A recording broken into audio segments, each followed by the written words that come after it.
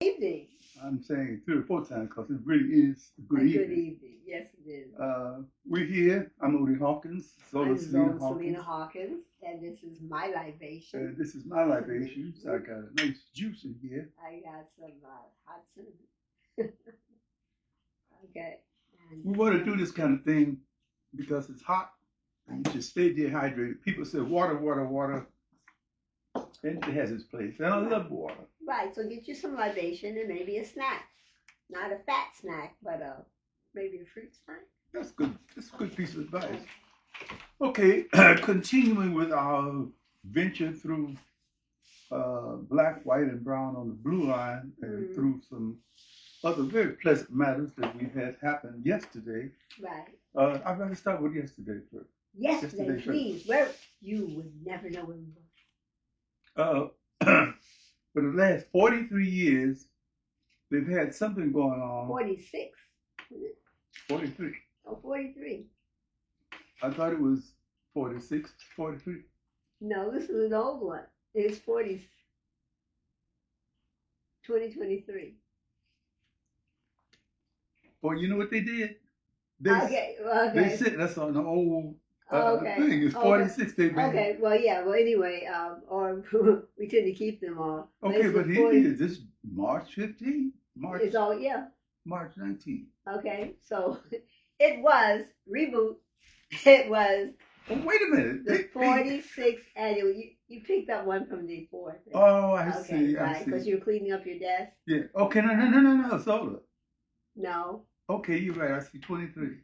Well, yes. Okay. Right. So you were cleaning up your desk, but the rest was. This is the 46th year. Right. So we were there for the 43rd, and so 3 years later we were there for the 46th.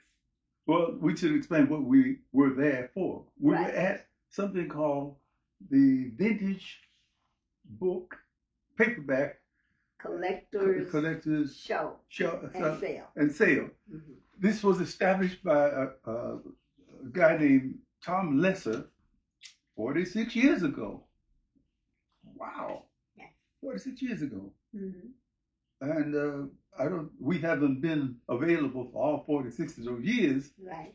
I think we began to go to it a few years after they had established it. Yeah, I think in the 40s or something like that. Let me check, make sure. The 40s? Okay. Okay. Yes. What Tom Lesser decided to do, are you on? We're definitely on. Okay. Good. What Tom Lesser decided to do for paperbacks was to have paperback showing and sale. But it's vintage. It's not just any paperback book. You might find Superman comics from the 1930s or something like that. One time they had 8 tracks for sale. I don't know if they had 8-track machines to play them on, but they did have 8 tracks for sale. Incredible. Mm-hmm. Other people we've met over the years, well, they become great friends. Karen and Ben. Yesterday. Benny. I don't know what happened to Karen and Ben and Benny. Karen and Benny, they live in New York, and they have come from New York. Last year, they came from New York. Right. To this event. So I hope they're doing well, because I did call, and so I hope you guys are doing okay. This year, we ran into Art Ejimelian,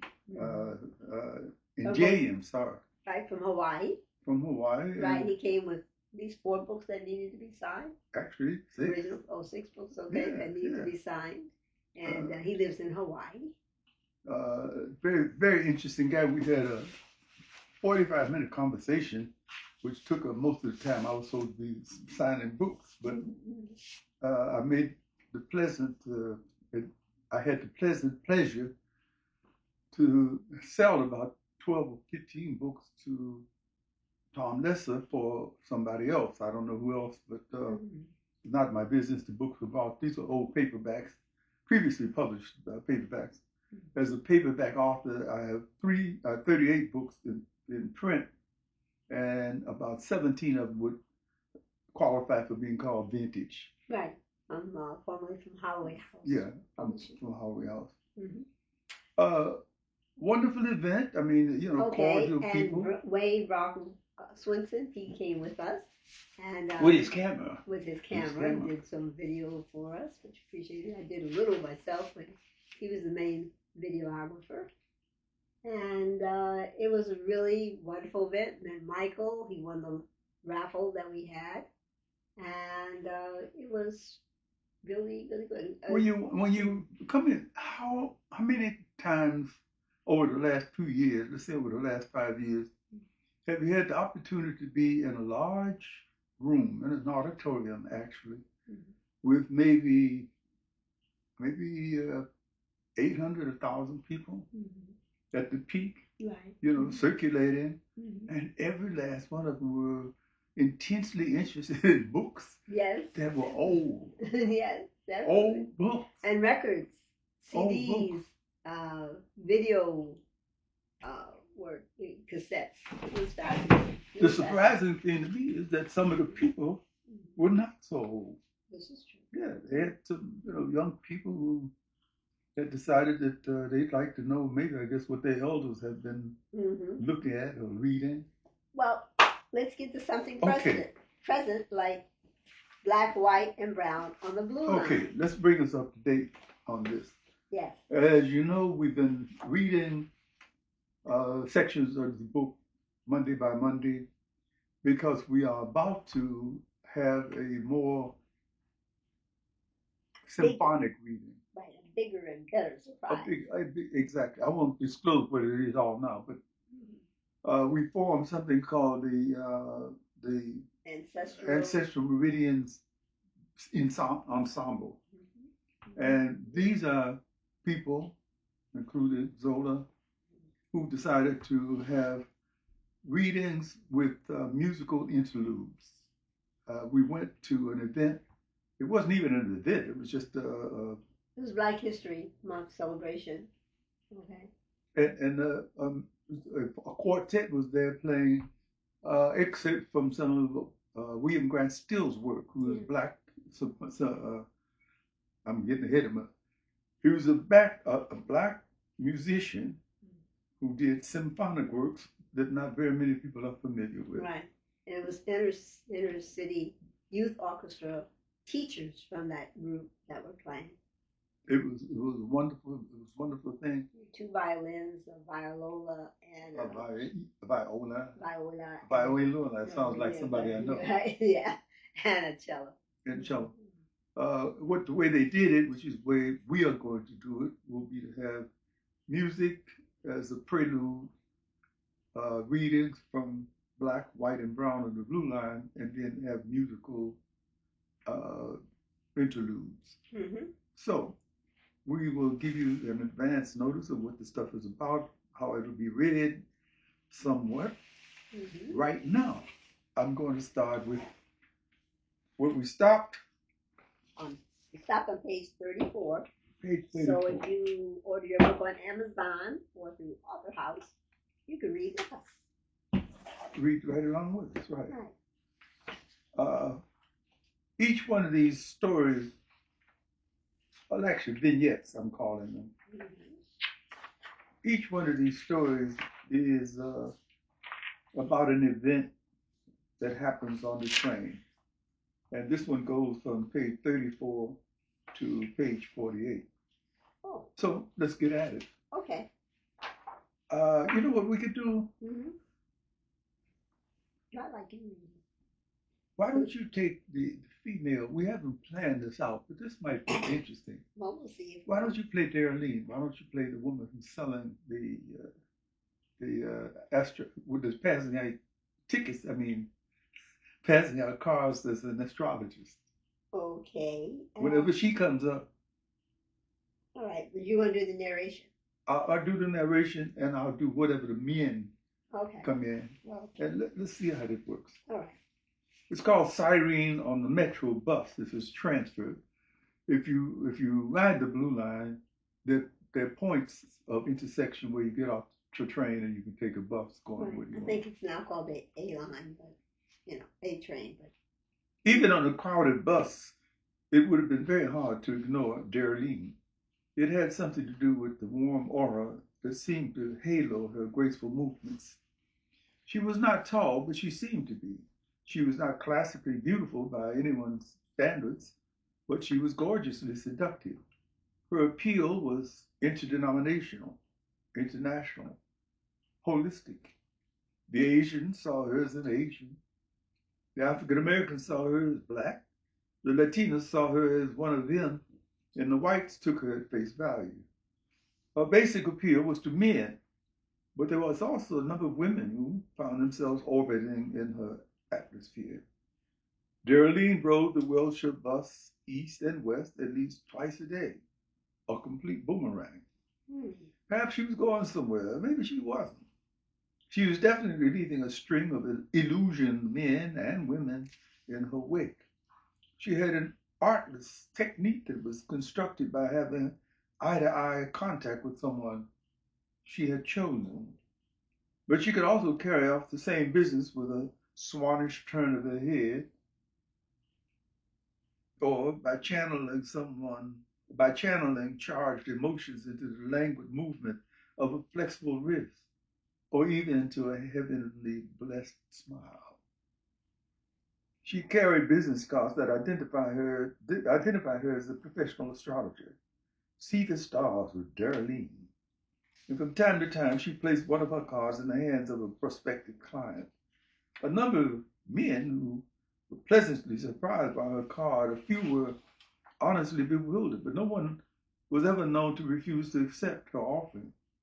This was taking place within the Los Angeles bus system, the Metropolitan Transportation Authority, a gulag that closely resembled all of the large city bus gulag systems, reflecting the fast-forward insanity of large city living on wheels. Cliques of criminally insane people rode the bus, grinding their mad teeth, slobbering, arguing with invisible foes, threatening to blow themselves up and everything around them, dynamic heads. I should say dynamic heads, yes. Dynamite heads. Molesters of all types, child, animal, plant, environment. Crazy people with no criminal intentions whatsoever bring their spliced blankets, their unwashed bodies, and their raggedy, greasy, slimy clothes on board. It took me a minute to get that out because I know. They also talk to invisible beings. Men step on, dressed as women, women as men, in between types cross-dressed.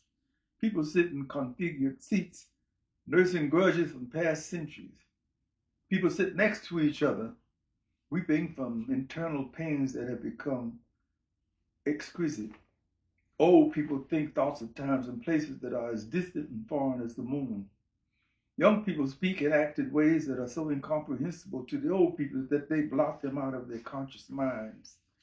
Foreigners, all are foreigners, speak about life on the bus, on Earth in America as though it was unlike anything they'd ever known. They can't believe that so many bad-spirited people could be in one place at the same time. No doubt about it, the bus functions as a spaceship on the ground filled with spaced-out Earthlings. Darrilyn is just one of them. Excuse me, please. Is this seat taken? The tall Mexican man with the Pedro Almendares eyes and mustache, who gave every sign to indicate that he thought of himself as a ladies' man, stared at the voluptuous creature leaning toward him. The bus is half empty, and she wants to sit next to me. This beautiful woman, I am truly blessed today. He managed to perform a gracious bullfighter's media veronica while seated. Darrilyn slid into the vacant seat, trailing diaphanous scarves and channel number 5. The bus, staggering from stop to stop, had become a sports car, flitting from block to block. The man felt heat rush from the follicles in his scalp down to the bottleneck in his bikini briefs. This one, what can I say to her? I must introduce. I am Juan Carlos Ferte. And I am Darrilyn. She placed her hand in his and caressed it with a shake. Juan Carlos Ferte burned a hole in his face with her eyes. This is the woman of my dreams. She looks Spanish, not Mexican, Spanish. Or maybe Argentine. Does she speak Spanish? Do you speak Spanish? Only enough to get me in trouble. Their faces glowed with smiles for each other. The man was certain that he had fallen in love with the woman, and vice versa. It was there for all to see. Then we would have to say what has to be said in English, he said, in a passion-driven, husky whisper. Yes, I suppose so. She replied, lowering her voice to match his, and folded her hands between her thighs as though she were in church. The graceful folding of her hands and the placement almost caused Juan Carlos Fuentes to speak Spanish. You know, you're a very beautiful woman. He felt her melt into the seat beside him. His words had done it. He felt the urge to use many, many words to overwhelm this gorgeous creature with words and then jump out to the bus, transfer and go to this nice little room his friend had in East Los Angeles. Everything about you excites me. Your perfume, your clothes, the way you are, everything. Juan, you say the most beautiful things to me. I've never heard anyone talk like this before. He stroked his mustache and gently reached between her thighs to grasp both of her hands in his hands. Maybe you have never heard these things before because we have never met before, Darrilyn. Oh. Darrilyn. Darrilyn? My name is Darrilyn. Ah, yes, Darrilyn. The woman who has come to me out of a dream. He slipped his arms to the cusp of her shoulders and immediately withdrew it. I mustn't let one of Maria's nosy friends catch me. Darrilyn gave him an oblique, coy look. Darrilyn, listen, I have a wonderful idea. Yes. She seemed so eager to share his feelings, so reasonable, so honest, so sexy. Mm. Why don't we go somewhere together, me, you, just the two of us? She answered him with the same sense of urgency in her voice. Where? Where would you like to go with me, Juan? She's a woman. She's not a girl. She doesn't act like a girl, but she doesn't really make me feel like she's a loose thing either.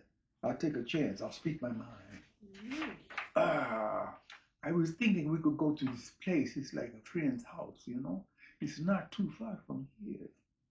There were no other passengers on the bus now. They had all been bubbled out, forgotten, dismissed. His speeding sports car had jetted to a halt, waiting for the green light word to speed it off again.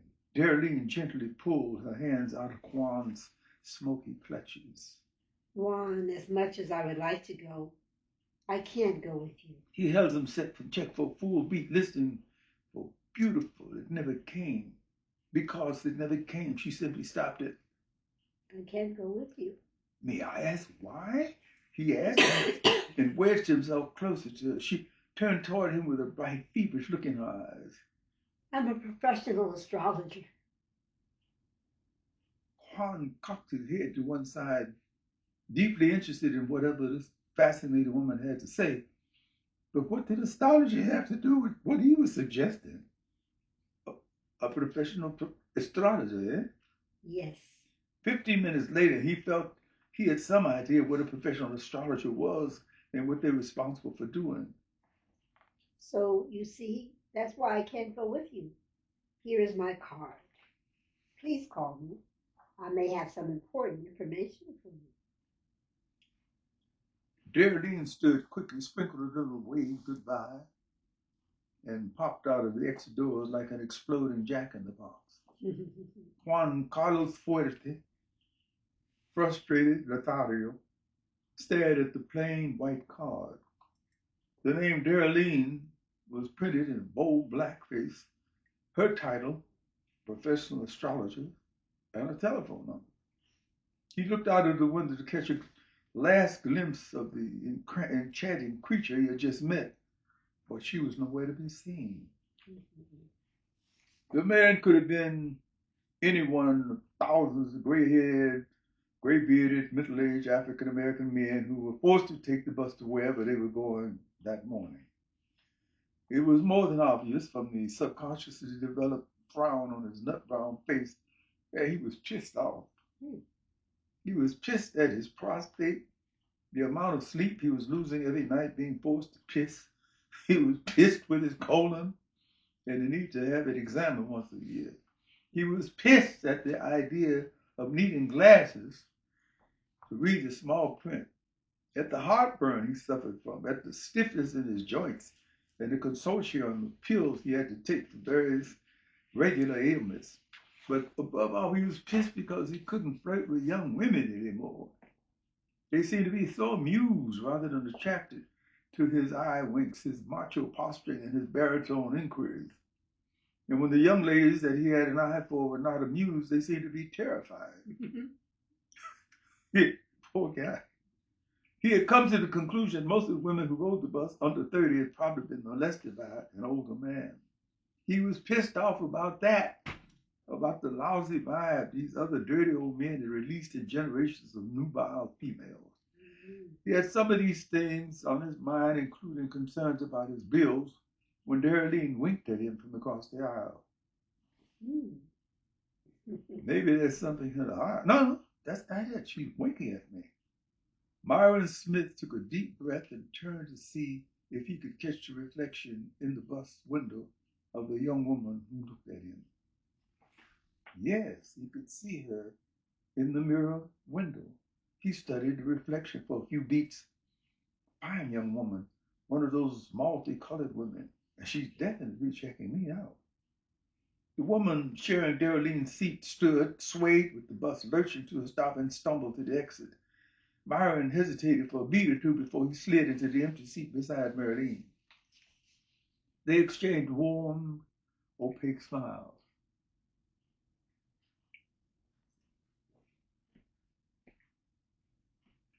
Darrilyn turned to stare out of the window. Myron Smith stared at her profile. So nice when you have people who don't act like they're scared to death of other people. Beautiful day, isn't it? He asked, allowing the words to flow like baritone honey. He liked the sound of his voice and knew how to use it. Oh, it's just gorgeous. He was pleasantly stunned by Darrilyn's ebullience. Right, you're right, it really is. They both stared out of the window as though they were looking at a picture, glittering in the smog of midday Los Angeles. Myron felt his blood rush to his head. He couldn't tell it was from the excitement of chatting with an attractive young woman or if his high blood pressure was acting up. Damn, did I take my pills? He fumbled into his pocket of his cotton windbreaker for his high blood pressure pills, unscrewed the top, and dry swallowed the pill. You okay? She asked, taking note of his action. I'm okay, just some old pills I have to take every now and then. Her smile was so warm, so concerned, so sweet.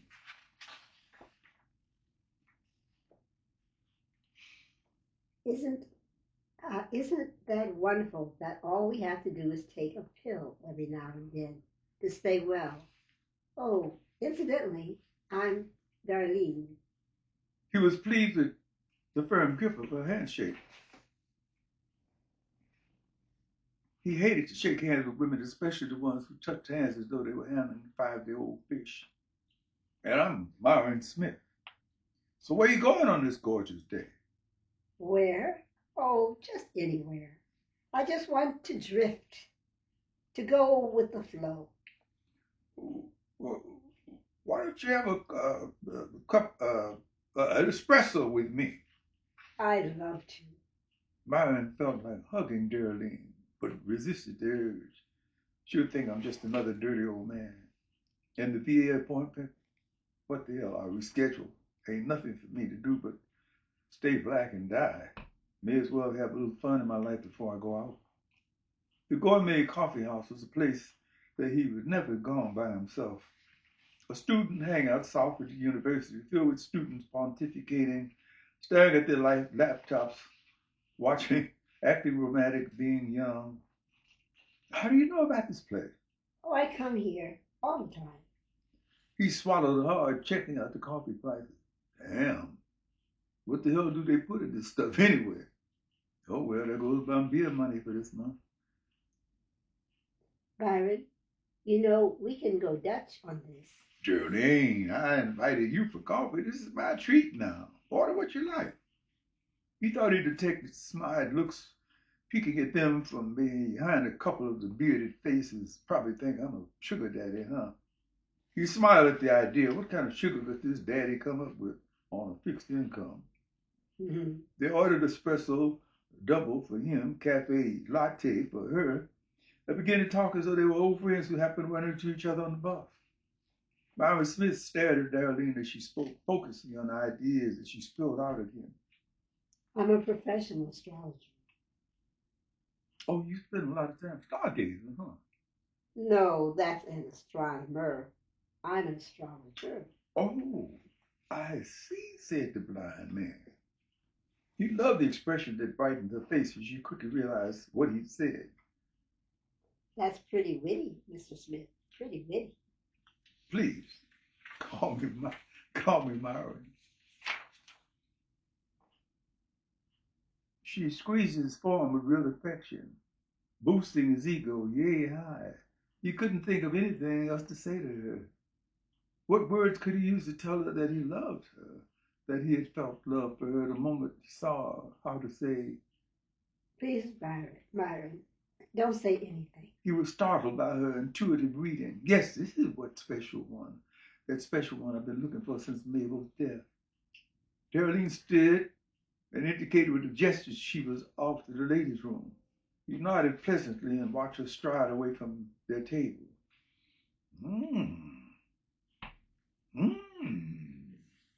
That's a fine woman, a real fine woman. He sipped his espresso and Miles smiled to himself. You old rogue, you. You are 3 years older than Black Pepper. Got the nerve to be seducing pretty young things off the bus. What's going to become of you? He crossed his legs at the knee and began to try to put together a program. I invite over for dinner tomorrow evening. Bet that would ring a bell. Ain't too many young men know how to cook these days, and most of the young women can't even boil water. I wonder if she can cook. Well, we don't have to worry about that. I can cook. A blurred succession of images, thoughts slipped through his mind. Darrilyn and Myron at the movies, having a long talk on a moon-blanched beach, sharing laughs, making love. He glanced around and checking people out as though someone may have read his thoughts. Making love. He uncrossed his knees and sprawled back in his seat. Making love. I haven't made love to a woman in 2 years. Since Mabel died. Making love. Well, I really can't count Ernestine. She was just doing what she thought old friends should do.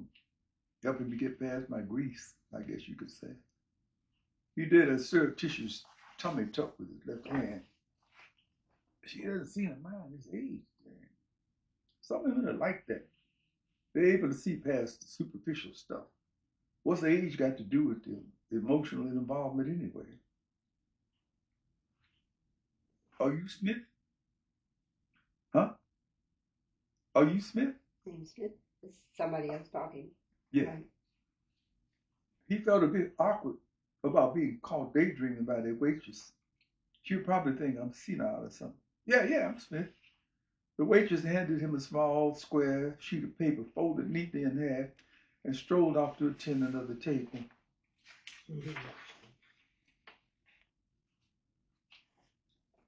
Dear Byron, it's been truly wonderful, but I had to continue with the flow.